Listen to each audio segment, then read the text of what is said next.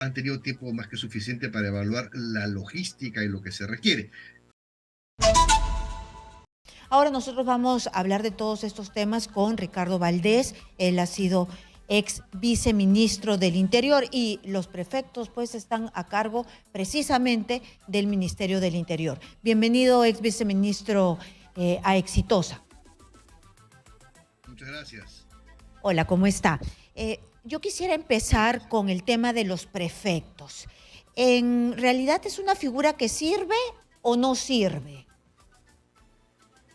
Bueno, los prefectos tuvieron una función muy importante años atrás, antes de que se estableciese todo el sistema de descentralización, antes de que tuviéramos gobernadores regionales.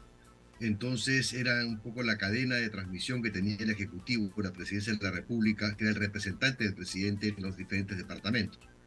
Su función ha quedado ya un poco más restringida a otros ámbitos, todo lo que es gobierno interior, que está en el reglamento de organización y funciones del Ministerio de Interior, y está restringida, obviamente sigue siendo un portavoz del Ejecutivo en los sitios más apartados. Hay una estructura ahí que permite ser algo así como la cadena de transmisión de ciertas inquietudes relacionadas con rondas campesinas, en el caso de cuando estas existen. Tiene que hacer también con los temas relacionados con seguridad ciudadana, con eventos de establecimiento de garantías cuando así se solicita, etcétera, ¿no? Pero definitivamente la importancia que tenía años atrás no es la misma que tiene ahora, ¿no? Entonces creo que es algo que se podría revisar en un futuro, y hay ciertas funciones que si se tomase la decisión de prescindir de esa estructura actual, dándole más fuerza a los gobernadores regionales y estableciendo otros sistemas de diálogo con el Ejecutivo, creo que podría evaluarse su desarticulación. Ujú. Muy bien, porque se ha visto varias veces esta figura desde la ONAGI manoseada, ¿no? Ha hecho noticia varias veces por el involucramiento de la política para utilizarlos a favor del gobierno de turno. Y ahora hay esta denuncia Es que exacto. sí, y ahora hay esta denuncia de que el hermano de la presidenta de la República está detrás de los prefectos, que ya salió hace varios meses en el comercio, pero Cuarto Poder ha tenido acceso a información sobre que un ex prefecto pidió dinero para el partido de Nicanor Boluarte. Entonces, nuevamente la historia esta de que son manipulados. Sí, pues dije hace un momento que es exacto porque en la práctica lo que hacen los gobiernos que asumen la presidencia, que llegan al Ejecutivo, usan o intentan usar, no siempre lo consiguen, las posiciones del gobierno interior como posiciones a través de las cuales ellos le dan puestos de trabajo a la gente que opera para los partidos políticos, en el sentido de que en lugar de establecer una función pública, es decir, de ser servidores públicos y de cumplir con lo que establecen las leyes y para los cuales fue creada la Dirección de Gobierno Interior, las prefecturas, subprefecturas y los otros cargos que están ahí, lo usan con fines políticos. O sea, ahí hay un mal uso de la función pública, clientelista, y creo que cuando eso se demuestra, pues tiene que el ministro dar las explicaciones del caso y sin lugar a dudas el director de Gobierno Interior, si es que se llega a aprobar lo que se ha manifestado en el programa que usted ha indicado, tiene que dar explicaciones y tendría que darlas ya. Mm, sí, porque en realidad hay que poner un freno a esto porque ya se está utilizando pues nuevamente gente, funcionarios públicos pagados por el Estado, toda una infraestructura para beneficio personal, ¿no? Entonces hay Son que. cerca de 70 millones de soles al año, no es poca plata, y eso es un dinero que podría invertirse en seguridad ciudadana. Entonces, y en potenciar la labor policial. Eso es lo que más o menos nos cuesta la Dirección General de Gobierno Interior. Por eso es que es algo que creo que tiene que pensarse para ver si se va a continuar con una estructura que en la práctica la se viene usando básicamente como una zona digamos, de empleo para quienes están detrás de un partido político o de una organización. ¿Y por qué no podemos dejar de tener nosotros siempre, al menos en los últimos años, a personajes en las sombras, los que parecieran gobernar detrás del poder que vemos nosotros para la pantalla? Sí, por eso insisto que esto es algo que tiene que evaluarse a nivel de la transparencia, a nivel de lo que es todos los elementos que tienen que hacer con la función pública, tienen que ser muy transparentes, tiene que además estar sujetos a rendición de cuentas. Y cuando estos eventos ocurren, cuando hay además, como bien ha mencionado hace ya no semanas, meses, la impresión de que el hermano de la presidenta viene actuando de manera, vamos, indebida, aparentemente, según lo que manifiesta la prensa, si ese fuese el caso, yo creo que ya el Ministerio Público, vía Noticia Crímenes, tiene que estar ya, digamos, investigando el caso, ¿no? Y si encuentran realmente pruebas al respecto, pues el hermano de la presidenta tendrá que, bueno, someterse a la justicia. Muy bien, ahora pasemos con el tema de que se terminó estas prórrogas y esta excepcionalidad que se le dio a los venezolanos para tramitar todos sus permisos para formalización, para la formalización de su estatus migratorio aquí en el Perú. ¿Qué se va a hacer? ¿Cómo se va a plantear? Porque no nos han dicho, ya, se cerró el plazo para la formalización, pero ¿y de ahora en adelante cómo se hace para la expulsión? ¿Tenemos la capacidad? Bueno, tengo entendido que el ministro del Interior ha manifestado hace pocas horas, en realidad, que va a plantear un proyecto de ley para proceder con la expulsión sumaria en 48 horas de quienes no se encuentran con la documentación en regla. ¿Por qué requiere él de este proyecto de ley? Lo requiere porque existen normas, existe una ley de aspectos migratorios en el Perú, existen reglamentos al respecto. Los migrantes, así estén en condición irregular, tienen también derechos, tienen posibilidad de llevar adelante un proceso administrativo equilibrado y justo. Eh, y mientras esas reglas de juego existan, el ministro tiene que someterse a esas reglas de juego. Si él plantea otras reglas de juego que son aprobadas por el Ejecutivo y el Congreso de la República para este tipo de expulsión sumaria, requiere de ese cuerpo normativo del cual en estos momentos no dispone. En la práctica, lo que me sorprende, porque esto es algo que lo anunciaron el 30 de julio, ya han tenido Recién. tiempo más que suficiente para poder. Es más, tiempo atrás, cuando tuvimos el problema con Arica y Con Tacna, Chile, sí. 6 meses atrás, han tenido tiempo más que suficiente para evaluar la logística y lo que se requiere. Cuando digo logística, también me refiero a que se ha propuesto un corredor humanitario.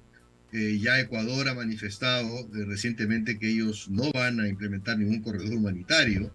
Entonces, yo creo que ya el ministro ha dicho que va a conversar con sus colegas de sectores interiores, tanto en Colombia como en Ecuador, pero ya la viceministra de Seguridad Pública en Ecuador ha dicho que no va ese corredor humanitario. Entonces, y se lo menciono porque desde hace varios meses atrás hay 12.000 extranjeros que se encuentran con un proceso de expulsión y que no puede llevarse adelante porque ni el Ministerio del Interior, a través de la policía vía extranjería o Superintendencia de Migraciones, cuenta con el dinero para ponerlos en un avión. Esto me refiero, es decir, necesitan un vuelo directo, esta persona que está siendo expulsada tiene que ir acompañada por un oficial de la policía, un efectivo de la policía, y este efectivo de la policía, una vez que lo deposita en su país, tiene que retornar.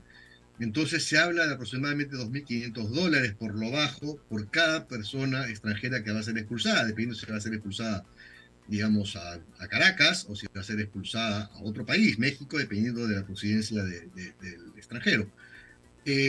Estas 12.000 expedientes que están digamos, a la espera de que se puedan ejecutar representan $24 millones que no se encuentran en la estructura presupuestal del sector interior. Por lo tanto, esa es una de las razones por las cuales existe una suerte de embudo donde hay muchísimos casos donde la expulsión debió haber procedido, como es el caso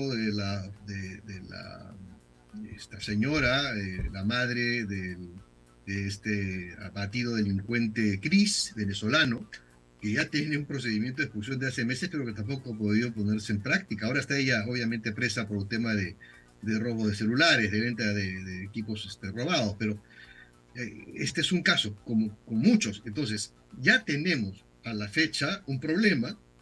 En estos 6 meses que está la norma no lo han resuelto, no existen los fondos para que este procedimiento de expulsión se materialice.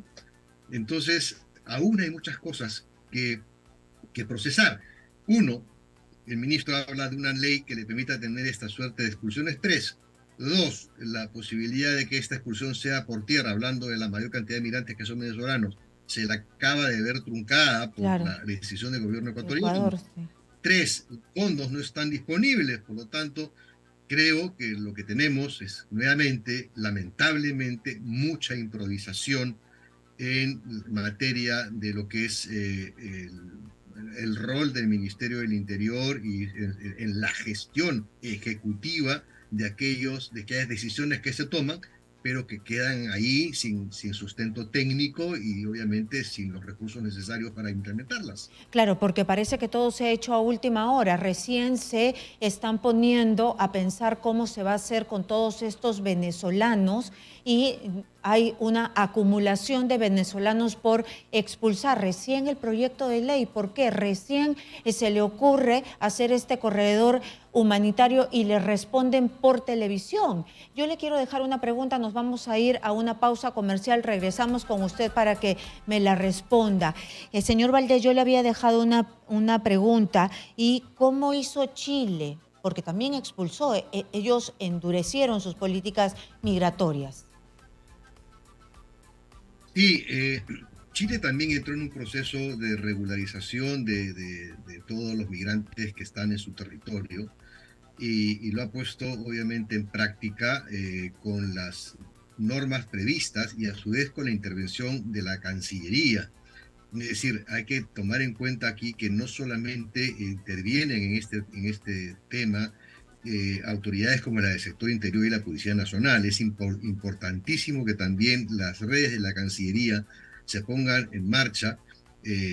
Me decidiría yo que sería la gestión que tendría que hacerse en estos momentos. El señor Romero debiera coordinar con el canciller actual para facilitar, si es que ellos quieren hacer esta expulsión por tierra, facilitar este corredor humanitario. Chile sí hizo las gestiones de la Cancillería y logró el concurso de líneas aéreas para proceder a devolver también a los venezolanos que querían retornar.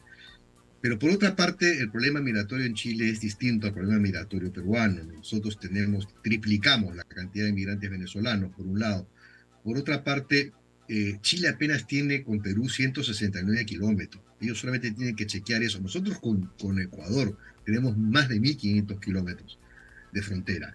Con Colombia más de 1.500 kilómetros de frontera. En total tenemos más de 7.000 kilómetros de frontera, de los cuales 169 son con Chile. Ellos tienen obviamente un sistema de vigilancia bastante más avanzado porque tienen una frontera más pequeña que vigilar. Es decir, comparativamente, la frontera solamente con Ecuador, sin contar Colombia, es casi 9 veces más que la frontera que tiene Chile con Perú.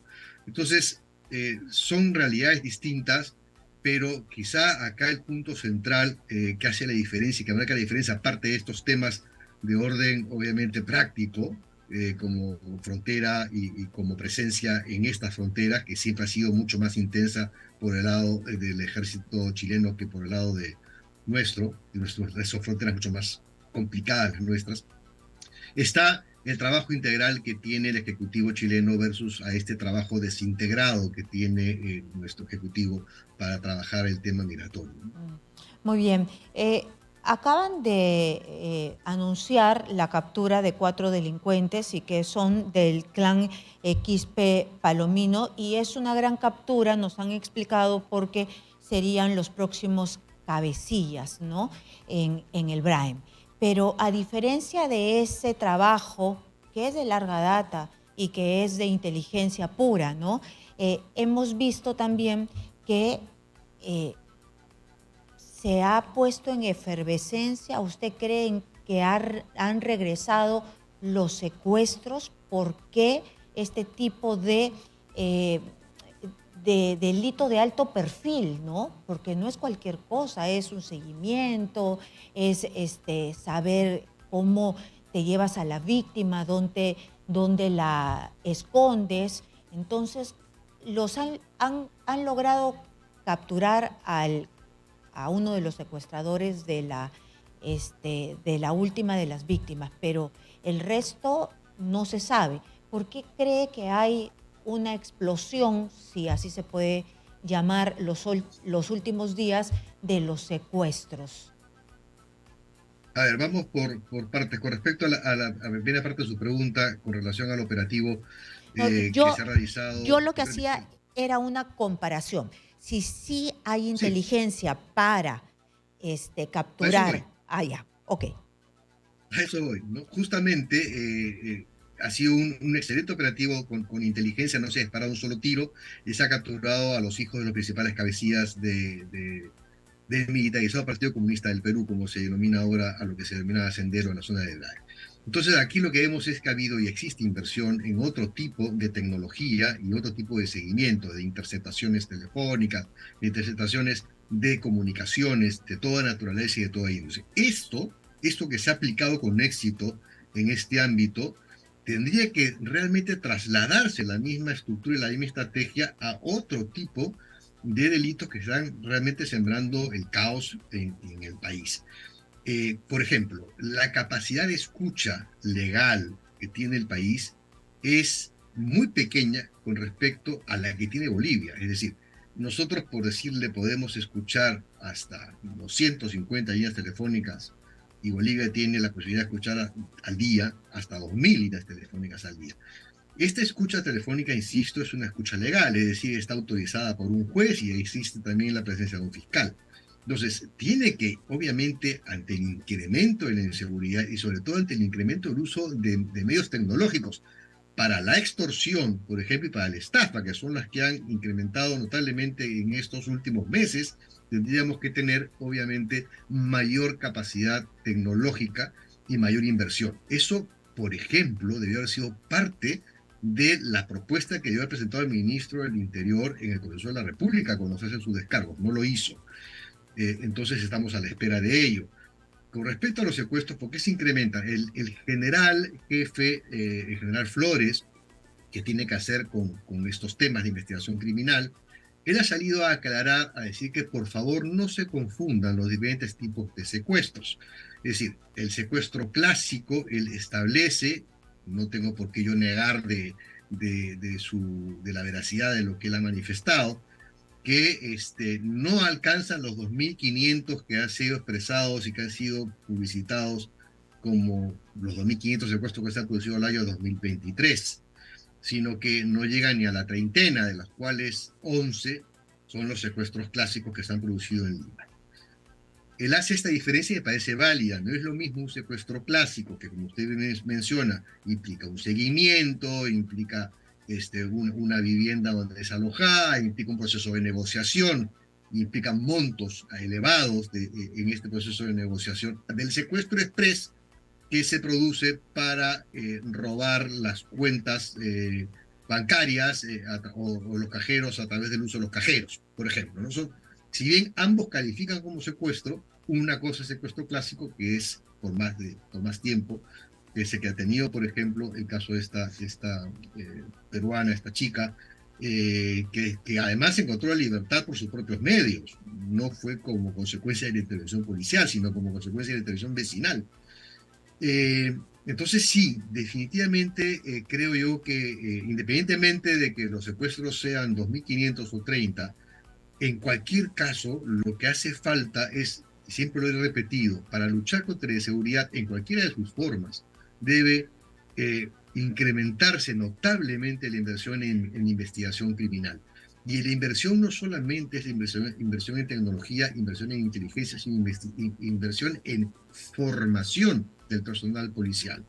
Es decir, la estructura policial actual, que tenemos una policía unificada, ¿no?, también permite la especialización del oficial en investigación criminal después de haber pasado un periodo X de años. ¿no? A partir de que ella es capitán, también podría especializarse y continuar en ese proceso de especialización a lo largo de su carrera. Podrá migrar entre secuestros, por ponerle un caso, o narcóticos, por poner otro, pero siempre estará ya formado y especializado como investigador. Entonces, esos son temas que también hacen falta, y sin duda hay que ver cómo se va a manejar el tema del Código Procesal Penal, cómo va a ser la relación con el Ministerio Público. Hay muchas cosas que ver en los temas de seguridad ciudadana que trascienden el rol del Ministerio del Interior y que tienen que hacer con los más altos niveles de la gestión del país. Me refiero a la presidencia y a la oficina del primer ministro.